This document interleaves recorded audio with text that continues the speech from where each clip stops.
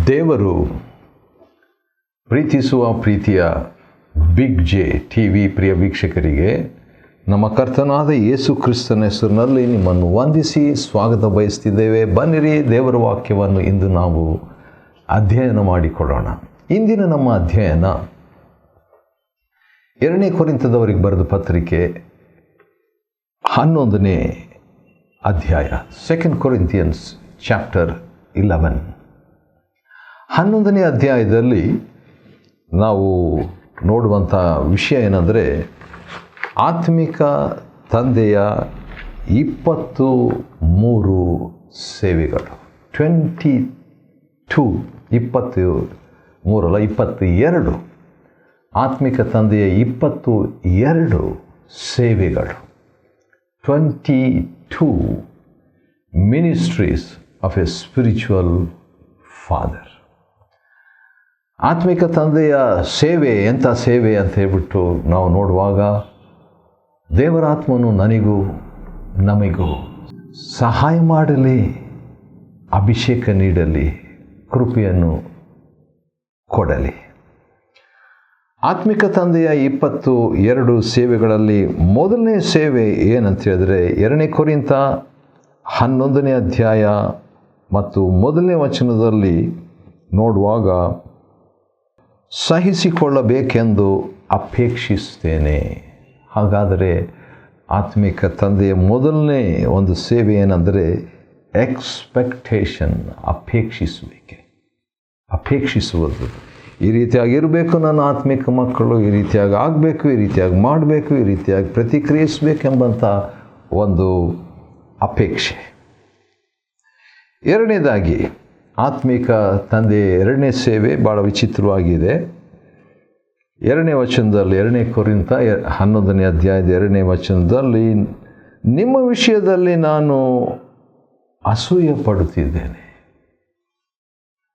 ಅಸೂಯೆ ಅದು ದೈವಿಕವಾದ ಅಸೂಯೆಯಾಗಿದೆ.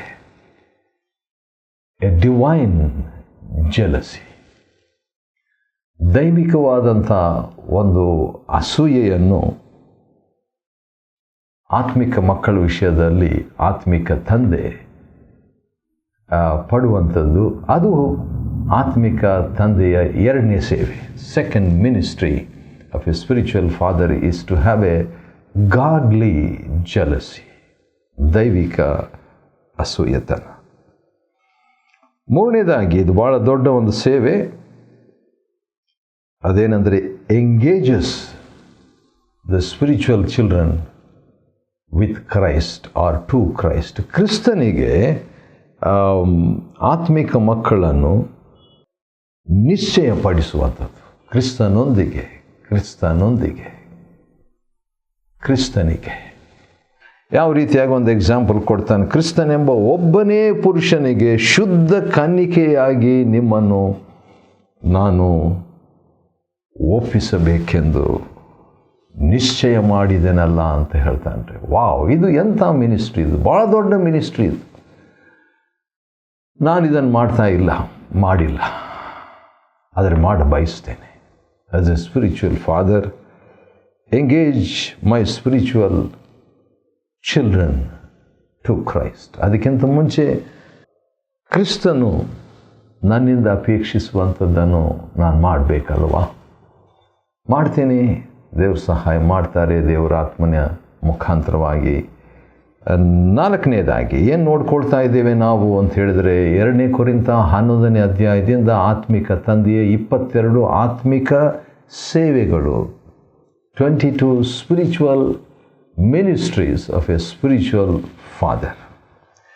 3 ನಾವು ನೋಡಿಕೊಂಡಾಯಿತು. ಇನ್ನು 4ನೇದಿಗೆ ನಾವು ನೋಡ್ಕೊಳ್ತಿದ್ದೇವೆ. ಅದೇನೆಂದರೆ ಹೆಲ್ದಿ ಫಿಯರ್, ಆರೋಗ್ಯಕರವಾದಂಥ ಭಯ. ಅದು ಕೂಡ ಒಂದು ಸೇವೆನೇ. ಏನದು ಆತ್ಮಿಕವಾದಂಥ ಭಯ ಅಥವಾ ಆರೋಗ್ಯಕರವಾದಂಥ ಭಯ ಆತ್ಮಿಕ ತಂದೆಗೆ ಇರಬೇಕು ಆತ್ಮಿಕ ಮಕ್ಕಳ ವಿಷಯದಲ್ಲಿ? ನೋಡೋಣ ಬನ್ನಿರಿ. ಅದೇನಂತ ಹೇಳಿದರೆ, 3ನೇ ವಚನದಲ್ಲಿ, ಹವ್ವಳು ಸರ್ಪದ ಕುಯುಕ್ತಿಗೆ ಬಲಿ ಬಿದ್ದು ಹೇಗೆ ಮೋಸ ಹೋದಳು, ಹಾಗೆಯೇ ನಿಮ್ಮ ಮನಸ್ಸು ಕ್ರಿಸ್ತನ ಮೇಲಿರಬೇಕಾದ ಯಥಾರ್ಥತ್ವವನ್ನು, ಸರಳ ಭಕ್ತಿಯನ್ನು ಬಿಟ್ಟು ಹೋದೀತೆಂದು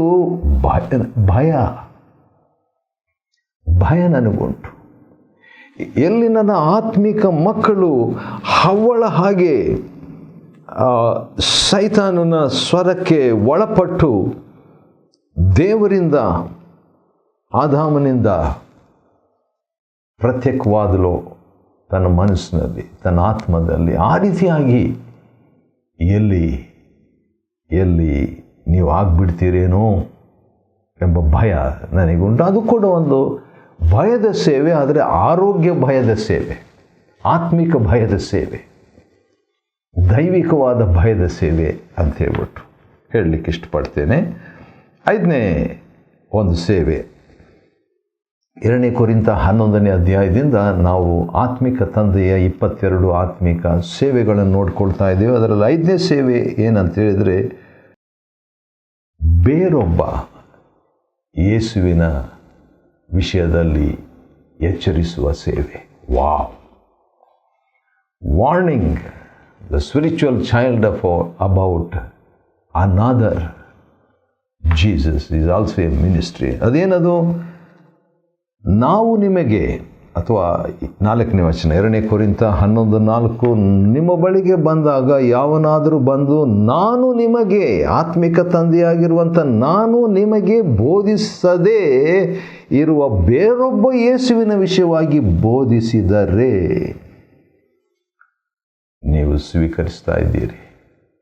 ಹಾಗಾದರೆ ಆ ಒಂದು ಬೇರೊಬ್ಬ ಯೇಸುವಿನ ವಿಷಯವಾಗಿ ಎಚ್ಚರಿಸುವ 5ನೇ ಸೇವೆ. 6ನೇದಾಗಿ, ಬೇರೊಂದು ಆತ್ಮವನ್ನು ಪಡೆಯದೇ ಇರಬೇಕು. ಪಡೆಯೋದರ ಬಗ್ಗೆ, ಬೇರೊಂದು ಆತ್ಮವನ್ನು ಪಡೆಯೋದರ ಬಗ್ಗೆ, ಪಡೆಯುವಂತೆ ಮಾಡಿದರೆ ನೀವು ಸ್ವಾಗತಿಸ್ತಾ ಇದ್ದೀರಿ. ಅದರ ಆ ಒಂದು ಬೇರೊಂದು ಆತ್ಮ ತನ್ನ ಆತ್ಮಿಕ ಮಕ್ಕಳು ಹೊಂದಬಾರದಂಥ ಎಚ್ಚರಿಕೆಯನ್ನು ನೀಡುವಂಥದ್ದು, ಪ್ರಯಾಸ ಪಡುವಂಥ ಒಂದು ಸೇವೆ. What A ministry! ಇದು ನಾನು ಮಾಡ್ತಾ ಇಲ್ಲ, ನಾನು ಮಾಡಿಲ್ಲ, ಮಾಡ ಬಯಸ್ತೇನೆ ದೇವರ ಕೃಪೆಯಿಂದ. 6ನೇದಾಗಿ ಆಯ್ತಲ್ವ, 6ನೇ ಸೇವೆ ಆಯಿತು. 7ನೇ ಸೇವೆ ಏನಂತ ಹೇಳಿದರೆ, ವಾರ್ನಿಂಗ್ ಅಗೇನ್ಸ್ಟ್ ಅನದರ್ ಗಾಸ್ಪಲ್. ಹೌದು, ಬೇರೊಂದು ಸುವಾರ್ತೆಗೆ ಆತ್ಮಿಕ ಮಕ್ಕಳು ಒಳಪಡುವಾಗ, ಅನದರ್ ಗಾಸ್ಪಲ್, ಡ್ಯೂಪ್ಲಿಕೇಟ್ ಗಾಸ್ಪಲ್, ಅದು ತಟಸ್ಥ ಅಥವಾ ನಕಲಿಯಾದಂಥ ಸುವಾರ್ತೆಗೆ ತನ್ನ ಆತ್ಮಿಕ ಮಕ್ಕಳು ಸೆಳೆಯಲ್ಪಡ್ತಾ ಇದ್ದಾರೆ ಎಂಬುದನ್ನು ನೋಡಿ ಅದನ್ನು ಎಚ್ಚರಿಸುವಂಥದ್ದು ಕೂಡ ಇದು ಆತ್ಮಿಕ ತಂದೆಯ 7ನೇ ಆತ್ಮಿಕ ಸೇವೆ. 5ನೇ ವಚನ, ಮಹಾಪೋಸ್ತರರೆಂದು ಕರೆಸಿಕೊಳ್ಳುವವರಿಗಿಂತ ನಾನು ಕಡಿಮೆಯಾದವನಲ್ಲ. He contrast himself as the spiritual father. ಬೇರೆಯವರೆಲ್ಲ ವಿಸಿಟರ್ಸ್ ಆಗಿ ಬಂದು ಪೌಲನ್ ಸ್ಥಾಪನೆ ಮಾಡಿದಂಥ ಸಭೆಯಲ್ಲಿ ಬಹುಶಃ ಅಲ್ಲೇ ಇದ್ದುಕೊಂಡು ಕೂಡ, ಅಥವಾ ಶಾರ್ಟ್ ಟೈಮ್ ಲಾಂಗ್ ಟೈಮ್ ಬರ್ತಾ ಇರುವಂಥವ್ರ ವಿಷಯದಲ್ಲಿ ಹೇಳುವಾಗ, ನಾನು ಬೇರೆಯವರಿಗಿಂತಲೂ ಕಡಿಮೆ ಏನಲ್ಲ. ಬೇರೆ ಬೇರೆ ಕಡೆಯಿಂದ ಬಂದು ತಾವು ಸೂಪರ್ ಅಪೋಸಲ್ಸ್ ಅಂತ ಹೇಳ್ಬಿಟ್ಟು ಹೇಳ್ಕೊಳ್ಳುವಂಥವ್ರಿಗೆ ವಿರುದ್ಧವಾಗಿ ತನ್ನನ್ನು ಹೋಲಿಸಿ, ಮೊದಲು ಹೋಲಿಸೋದಿಲ್ಲ. 2 ಕೊರಿಂಥ 10ರಲ್ಲಿ ಈಗ ಆರೋಗ್ಯಕರವಾದಂಥ ಒಂದು ಹೋಲಿಕೆ, ಡಿವೈನ್ ಕಂಪ್ಯಾರಿಸನ್, ಅದನ್ನು ತಿಳಿಸುವಂಥ ಸೇವೆ 8ನೇ ಸೇವೆ. 9ನೇದಾಗಿ, makes clear of every opportunity. ಏನಂದರೆ, ನಾನು ಪ್ರತಿಯೊಂದು 6ನೇ ವಚನ 2 ಕೊರಿಂಥ 11:6ರಲ್ಲಿ, ನಾನು ಪ್ರತಿಯೊಂದು ಸಂದರ್ಭಗಳಲ್ಲಿಯೂ ಸ್ಪಷ್ಟಪಡಿಸ್ತಾ ಇದ್ದೇನೆ. ಏನಂತ? ಮಾತಿನಲ್ಲಿ ನಾನು ಚತುರನಲ್ಲ, ಆದರೆ ಜ್ಞಾನದಲ್ಲಿ ಏನು ಕಡಿಮೆ ಇಲ್ಲ ಎಂಬಂಥದ್ದನ್ನು ಪ್ರತಿ ಸಂದರ್ಭದಲ್ಲಿ ಸ್ಪಷ್ಟಪಡಿಸುವ ಸೇವೆ. ಇದು ಆತ್ಮಿಕ ತಂದೆಯ 9ನೇ ಆತ್ಮಿಕ ಸೇವೆ. 10ನೇದಾಗಿ 10ನೇ ಸೇವೆ ಏನಂತ ಹೇಳಿದರೆ ಸುವಾರ್ತೆಯನ್ನು ಉಚಿತವಾಗಿ ದೀನತ್ವದಿಂದ ಸಾರುವ ಸೇವೆ. ಇದನ್ನು ಆತ್ಮಿಕ ತಂದೆ ಆತ್ಮಿಕ ಮಕ್ಕಳ ನಡುವೆ ಮಾಡಿದ್ದುಂಟು. 2 ಕೊರಿಂಥ 11:7 ನೋಡುವಾಗ, ನಾನು ತಗ್ಗಿಸಿಕೊಂಡು ಸುವಾರ್ತೆಯನ್ನು ಉಚಿತವಾಗಿ ಸಾರಿದ್ರ ಬಗ್ಗೆ ಹೇಳ್ತಾನೆ. ಅದೇನು ತಪ್ಪಾದ ಆ ರೀತಿಯಾಗಿ ಮಾಡಿದ್ದು ಇಲ್ಲವೇ?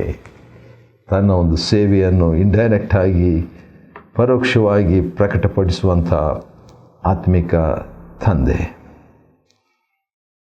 ಮತ್ತು ಇನ್ನೊಂದು ಸೇವೆ ಏನಂತ ಹೇಳಿದ್ರೆ 8ನೇ ವಚನದಲ್ಲಿ ಇದೆ, ನಿಮ್ಮ ಸೇವೆಯನ್ನು ಮಾಡುವುದಕ್ಕಾಗಿ ನಾನು ಬೇರೆ ಸಭೆಗಳಿಂದ ಸಹಾಯ ಹೊಂದಿ ಮಾಡಲಿಲ್ಲ. ಆ ರೀತಿಯಾಗಿ ನಾನು ಮಾಡಲಿಲ್ಲ ಅಂತ ಹೇಳ್ತಾನೆ ರೀ. ಅಂದರೆ ನಿಮ್ಮ ಸೇವೆಯನ್ನು ಮಾಡಿದೆ, ಆದರೆ ನಿಮ್ಮ ಕಡೆಯಿಂದ ನಾನು ಹಣ ತಗೊಂಡು ಮಾಡಿಲ್ಲ ಸೇವೆ ಎಂಬ ಮಾತು ಆತ್ಮಿಕ ತಂದೆ ಆತ್ಮಿಕ ಮಕ್ಕಳ ವಿಷಯದಲ್ಲಿ ಮಾಡುವಂಥದ್ದು. ಅದು ಕೂಡ ಒಂದು 11ನೇ ಸೇವೆ. 12ನೇ ಸೇವೆ ಭಾಳ ಚೆನ್ನಾಗಿದೆ. ಅದೇನಂತ ಹೇಳಿದರೆ, ಅವಶ್ಯಕತೆ ಇದ್ದರೂ ಭಾರವಾಗಿ ಆತ್ಮಿಕ ಮಕ್ಕಳಿಗೆ ಭಾರವಾಗಿ ಇರಬಾರ್ದೆಂಬ ಸೇವೆ. Wow, what A ministry! ನಾನು ನಿಮ್ಮಲ್ಲಿದ್ದಾಗ 2 ಕೊರಿಂಥ 11:9, ನಾನು ನಿಮ್ಮಲ್ಲಿದ್ದಾಗ ನನಗೆ ಯಾವ ವಿಷಯದಲ್ಲಾದರೂ ಕೊರತೆ ಇತ್ತಂತೆ. ಕೊರತೆಯಾದಾಗ ನಾನು ನಿಮ್ಗ್ಯಾರಿಗೂ ಭಾರವಾಗಿರಲಿಲ್ಲ, ನಿಮ್ಮಲ್ಲಿ ಯಾರಿಗೂ ನಾನು ಭಾರವಾಗಲಿಲ್ಲ. ಹೌದು, ಹಾಗಾದರೆ ಹೇಗೆ ನನ್ನ ಅವಶ್ಯಕತೆಯನ್ನು ಮೆಕದೋನ್ಯದಿಂದ ಬಂದಿದ್ದ ಸಹೋದರರು ಮತ್ತು ಅಖಾಯದವರು ಅವ್ರ ಕಣ್ಣಿಂದ ತಗೊಂಡು, ಆದರೆ ನಿಮಗೆ ಭಾರವಾಗಿರಲಿಲ್ಲ ನಾನು. ಎಂಥ ಮನಸ್ಸಿದು! ಆ ರೀತಿಯಾಗಿ ಹೇಳ್ತಾ ಇರುವಾಗ ಅವರಿಗೆ ಒಂದು ವೇಳೆ, ಹಾಗಾದರೆ ಪೌಲನು ನಮ್ಮನ್ನು ಪ್ರೀತಿ ಮಾಡ್ತಾ ಇಲ್ವಾ? ಮೆಕದೋನ್ಯದವ್ರ ಕಡೆಯಿಂದ ತಗೊಳ್ತಾ ಇದ್ದಾನೆ, ಅಖಾಯ ಪ್ರಾಂತ್ಯದಲ್ಲಿರುವ ಕೆಲವ್ರ ಕಡೆಯಿಂದ ಅಥವಾ ಯಾರ ಕಡೆಯಿಂದ ತಗೊಳ್ತಾ ಇದ್ದಂಗೆ ಕಾಣ್ತಾ ಇದೆ, ಆದರೆ ನಮ್ಮ ಕಡೆಯಿಂದ ತಗೊಳ್ತಾ ಇಲ್ಲ. ಯಾಕೆ ನಮ್ಮ ಮೇಲೆ ಪ್ರೀತಿ ಇಲ್ವಾ ಅಂತ ಹೇಳುವಾಗ ಅದನ್ನು ಕೂಡ 11ನೇ ವಚನದಲ್ಲಿ 2 ಕೊರಿಂಥ 11:11 ಯಾಕೆ ನಾನು ನಿಮ್ಮನ್ನು ಪ್ರೀತಿ ಮಾಡುವುದಿಲ್ಲವೆಂದೋ? ಇಲ್ಲ, ನಾನು ಪ್ರೀತಿಸುತ್ತೇನೆಂದು ದೇವರಿಗೆ ಗೊತ್ತುಂಟು. ಹೌದು, God knows the spiritual father's love to the spiritual child. ಆತ್ಮಿಕ ತಂದೆಗೆ ಆತ್ಮಿಕ ಮಗುವಿನ ವಿಷಯದಲ್ಲಿರುವಂಥ ಪ್ರೀತಿ ದೇವರಿಗೆ ಗೊತ್ತಿದ್ರೆ ಸಾಕು ಎಂಬುದಾಗಿ ಹೇಳ್ತಿದ್ದಾನೆ. ಒಂದು ವೇಳೆ ಇದನ್ನು ಸ್ಪಷ್ಟಪಡಿಸಿದ್ದಾನೆ. ಪ್ರೀತಿ ಮಾಡ್ತಾ ಇಲ್ಲ ಅಂತ ತಿಳ್ಕೊಳ್ಬೇಡ್ರಿ, ದೇವರಿಗೆ ಗೊತ್ತು ನಾನು ಪ್ರೀತಿಸ್ತಾ ಇದ್ದೇನೆ. ಅದು ಕೂಡ ಒಂದು ಸೇವೆನೇ, ಪ್ರೀತಿಯನ್ನು ವ್ಯಕ್ತಪಡಿಸುವಂಥ ಆತ್ಮಿಕ ಮಕ್ಕಳಿಗೆ ದೇವರ ಮುಂದೆ ಅದು ದೊಡ್ಡ ಸೇವೆ, ಅದು ಮಹಾಸೇವೆ, ಅದು ಪ್ರಾಮುಖ್ಯ ಸೇವೆ. ಅದು ಆ ರೀತಿಯಾಗೆಲ್ಲ ಮಾತಾಡಿಬಿಟ್ಟು ಈಗ ಸ್ಟ್ರಾಂಗ್ ಆಗಿ ಇನ್ನು ಕೆಲವು ಮಾತುಗಳನ್ನು ಹೇಳುವುದನ್ನು ನಾವು ನೋಡ್ತೇವೆ. ಅದು ಸ್ಟ್ರಾಂಗ್ ಸೇವೆ. ಇದು ಅದೇನಂತ ಹೇಳಿದ್ರೆ, ತನ್ನನ್ನು ನಿಂದಿಸುವವರಿಗೆ ಯಾವ ಆಸ್ಪದವೂ ಸಿಗದಂತೆ ಮಾಡಬೇಕಂತ ಹೇಳ್ಬಿಟ್ಟು ಈಗ ಕೆಲವು ಜನರು ಸುಳ್ಳು ಅಪೊಸ್ತಲರು, ಮೋಸಪಡಿಸುವವರು, he exposes the false preachers, ಅಪೊಸ್ತಲರು ವೇಷ ಹಾಕಿಕೊಂಡಿರುವಂಥವ್ರು ಅಂತೇಳ್ಬಿಟ್ಟು ಎಕ್ಸ್ಪೋಸಿಂಗ್ ದಿ ಫಾಲ್ಸ್ ಪ್ರೀಚರ್ಸ್, ಅದು ಕೂಡ ಒಂದು ಸೇವೆ. ನನ್ನ ಆತ್ಮಿಕ ತಂದೆ ಭಾಳ ಮಾಡ್ತಾರೆ ಇದನ್ನು. ಕೆಲವರು ಅವ್ರ ಬಗ್ಗೆ ತಪ್ಪು ತಿಳ್ಕೊಳ್ತಾರೆ. ಆ ಸೇವೆ ನನಗೆ ಇಲ್ಲ, ಆದರೆ ಪೌಲನಿಗೆ ಆ ಸೇವೆ ಇತ್ತು. ಎಕ್ಸ್ಪೋಸಿಂಗ್ ಅದರ್ ಫಾಲ್ಸ್ ಪ್ರೀಚರ್ಸ್, ಅದು ಕೂಡ ಒಂದು ಸೇವೆನೇ. ಅದು 14ನೇ ಸೇವೆ ಆಗಿರ್ತದೆ. 15ನೇ ಸೇವೆ, ಯಾಕಂದರೆ ಸೈತಾನಿಗೆ ಕೂಡ ಕೆಲವು ಪ್ರತಿನಿಧಿಗಳು ಸೇವಕರಾಗಿದ್ದಾರೆ ಅಂತ ಹೇಳ್ಬಿಟ್ಟು 15ನೇ ವಚನದಲ್ಲಿ ಹೇಳ್ಬಿಟ್ಟು, ಈಗ ಪರೋಕ್ಷವಾಗಿ ಅಥವಾ ಇಂಡೈರೆಕ್ಟಾಗಿ ಒಂದು ಮಾತು 16ನೇ ವಚನದಲ್ಲಿ ಹೇಳುವಂಥದ್ದು ಏನಂದರೆ, ಬುದ್ಧಿಹೀನರನ್ನು ನೀವು ಸ್ವೀಕರಿಸುವಂತೆ ನನ್ನನ್ನು ಸ್ವೀಕರಿಸ್ರಿ ಎಂಬುದಾಗಿ ಇಂಡೈರೆಕ್ಟಾಗಿ ಹೇಳ್ತಾ ಇರುವಂಥ ಮಾತು 16-17 ವಚನಗಳಲ್ಲಿ ನಾವು ನೋಡ್ತೀವಿ ರೀ. ಅನಂತರ 16ನೇ ಸೇವೆ ಏನಂತ ಹೇಳಿ ನೋಡೋದಾದರೆ 20ನೇ ವಚನದಲ್ಲಿ ನೀವು ಸಹಿಸಿಕೊಳ್ಳುತ್ತೀರಲ್ಲ, ಅವರ ಇಂಡಿಫರೆನ್ಸ್ ಬಗ್ಗೆ ಕರೆಕ್ಟ್ ಮಾಡುವಂಥ ಒಂದು ಸೇವೆ. ಯಾಕಂದರೆ ಯಾರಾದರೂ ನಿಮ್ಮನ್ನು ವರ್ತಿಸುವಂಥ ಸಂದರ್ಭದಲ್ಲಿ ನೀವು ಸಹಿಸಿಕೊಳ್ತೀರಲ್ಲ, ಟಾಲರೆನ್ಸ್, ತಪ್ಪಾದಂಥ ಒಂದು ಟಾಲರೆನ್ಸ್ ಇದು, ಸಹಿಸಿಕೊಳ್ಳುವಿಕೆ. ಅದು ಬೇಡ ಅನ್ನೋದಕ್ಕೆ ಆತ್ಮಿಕ ಮಕ್ಕಳನ್ನು ಅವರಲ್ಲಿರುವಂಥ ವ್ಯತ್ಯಾಸ ಭಾವನೆಯನ್ನು ತಿದ್ದುವಂಥ ಒಂದು ಸೇವೆ. 17ನೇ ಸೇವೆ ಏನಂತ ಹೇಳಿದ್ರೆ ಈ ಪ್ರೂವ್ಸ್ ಗ್ರೇಟರ್ ಮಿನಿಸ್ಟ್ರಿ. ಏನಂತ ಹೇಳಿದ್ರೆ ಕ್ರಿಸ್ತನ ಸೇವಕರು ಅವರೆಲ್ಲರೂ ಬೇರೆಯವರು, ನಾನು ಅವರಿಗಿಂತಲೂ ಹೆಚ್ಚಾಗಿ ಸೇವೆ ಮಾಡಿದ್ದೇನೆ. ವಾವ್! ಅದು ಕೂಡ ಒಂದು ಸೇವೆ, ಮಾತಿನಿಂದ ಹೇಳ್ತಾ ಇದ್ದಾನೆ. ಬೇರೆಯವರು ಸೇವೆ ಮಾಡಿದರೆ ಅವರಿಗಿಂತಲೂ ಹೆಚ್ಚಾದ ಸೇವೆಯನ್ನು ಮಾಡ್ತಿದ್ದಾನೆ ಅಂತ ಹೇಳ್ಬಿಟ್ಟು ಆ ಹೆಚ್ಚಾದ ಸೇವೆ ಬಗ್ಗೆ ಯೋಹಾನ 14:12 ಸೇವೆ ಬಗ್ಗೆ ಹೇಳುವಂಥದ್ದು. ಅದಾದ ನಂತರ ಒಂದು ಲಿಸ್ಟನ್ನೇ ತನ್ನ ಜೀವನದಲ್ಲಿ ಕೊಟ್ಬಿಟ್ಟು ತಾನು ಹೊಂದಿದಂಥ ಪ್ರೂವ್ ಮಾಡಿಬಿಟ್ಟು ಕೊನೆಗೆ 27ನೇ ವಚನದಲ್ಲಿ ಇಷ್ಟೇ ಅಲ್ಲದೆ 28ನೇ ವಚನ 2 ಕೊರಿಂಥ 11:28 ಎಲ್ಲ ಸಭೆಗಳ ಮೇಲಿರುವ ಚಿಂತೆ. ವಾವ್! ಅದು ಕೂಡ ಒಂದು ಸೇವೆ, ಸಭೆಗಳ ಚಿಂತೆಯ ಸೇವೆ. ಅಂದರೆ ಯಥಾರ್ಥವಾಗಿ 29ನೇ ವಚನದಲ್ಲಿ ಯಾವನಾದರೂ ಪಾಪದಲ್ಲಿ ಸಿಲುಕಿಕೊಂಡರೆ ನಾನು ತಾಪ ಪಡೆದಿರುವೆನೇ. He feels the sinner. ಯಾರಾದರೂ ಹೆಂಗಾದರೂ ಹೋಗಲಿ ಅಂತ ಹೇಳಲಿಲ್ಲ.